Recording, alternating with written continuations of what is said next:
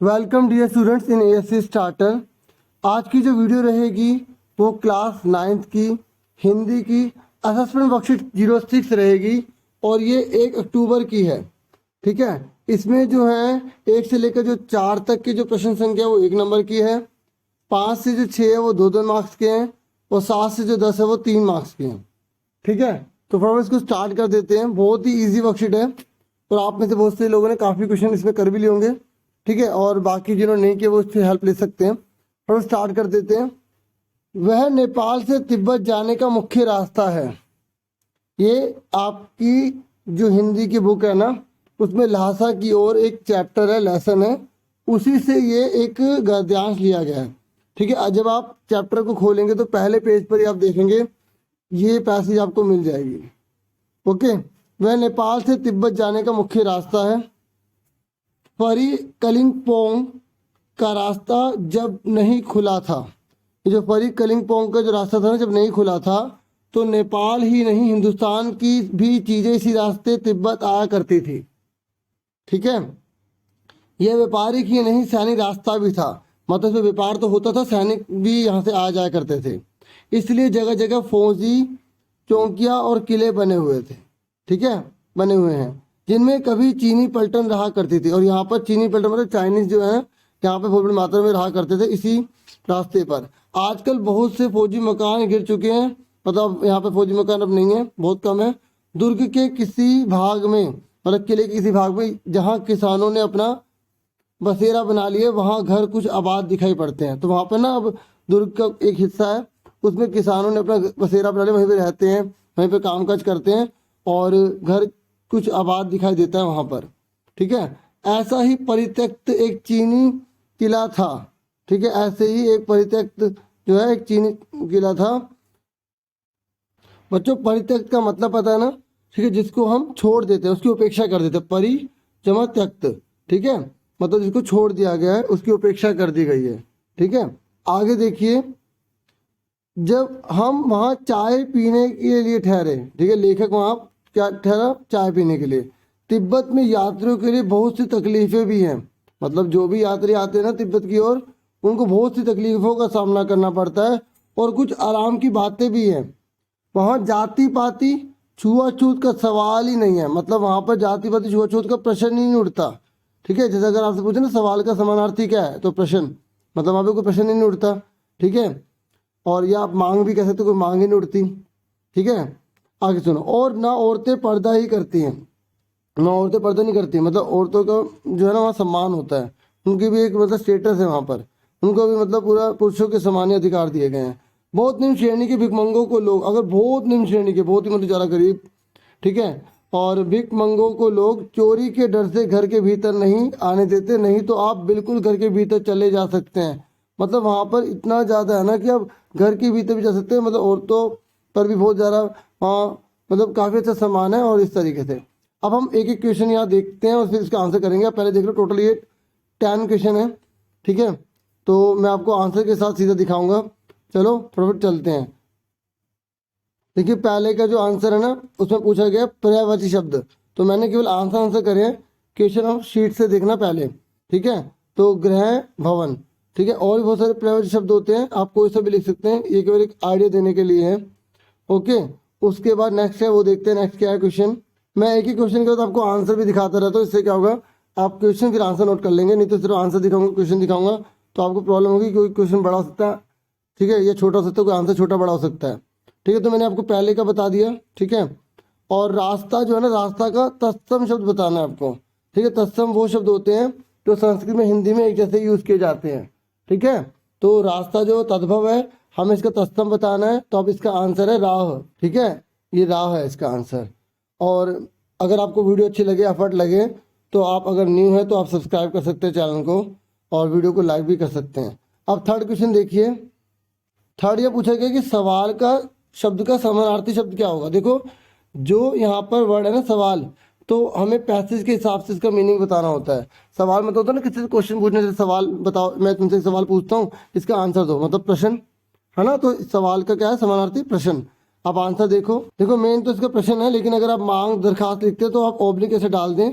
ठीक है, समझ में आ रही है? नहीं तो आप प्रश्न भी लिख सकते हैं खाली। ओके, आगे देखिए। उसके बाद नेक्स्ट क्या क्वेश्चन, खुला शब्द का विलोम शब्द होगा, ठीक है। तो खुला का सबको पता है बंद, है ना। तो इस तरीके से खुला का क्या होगा, बंद। उसके बाद आगे देखते हैं हमारा जो है फिफ्थ क्वेश्चन कौन सा है। देखिए जो फिफ्थ क्वेश्चन है ना, उसमें बोला गया व्यापारिक शब्द में मूल शब्द और प्रत्यय होंगे।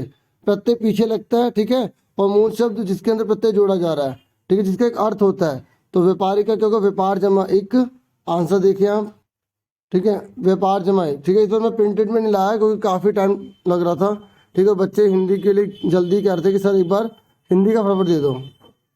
और उसके बाद नेक्स्ट है परित्यक्त शब्द में उपसर्ग और मूल शब्द अलग अलग आपको करने हैं। तो परिजमा त्यक्त, बाकी मैं एक जल्दी एक वीडियो अपलोड करने जा रहा हूँ, ठीक है, जिसमें आपको बहुत सारे प्रत्यय उपसर्ग सारे दिखेंगे, ठीक है।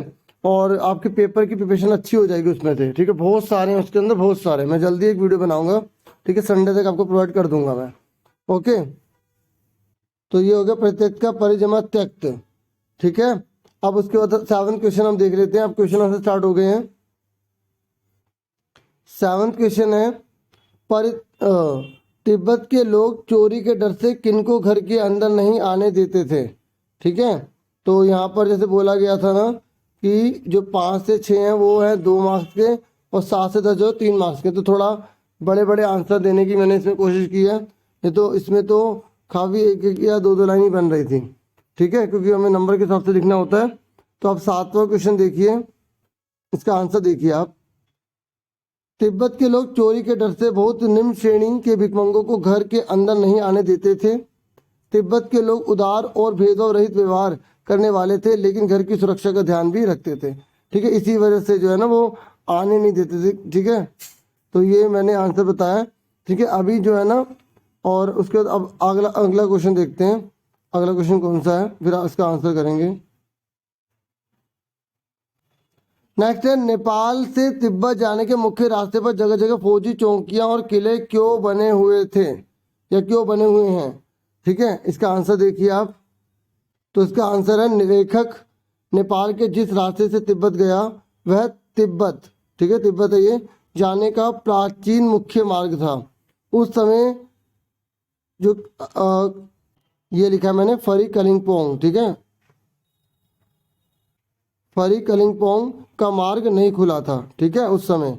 और फिर सेकंड पॉइंट में लिखा है समय, फिर उसके बाद उस समय, फिर ये सेकंड पॉइंट है ना, ये उस यहाँ पर आपको लिखना है, ठीक है। तो उस समय नेपाल ही नहीं, भारत से भी जितनी चीज़ें तिब्बत जाती थी वे इसी रास्ते से जाती थी। फिर उसके बाद नेक्स्ट पॉइंट लिखना है, ये व्यापारिक मार्ग के साथ साथ सैनिक मार्ग भी था, इसी कारण जगह जगह फौजी चौकियाँ और किले बने हुए थे, ठीक है। तो ये हमारा हो गया 8th क्वेश्चन हो गया।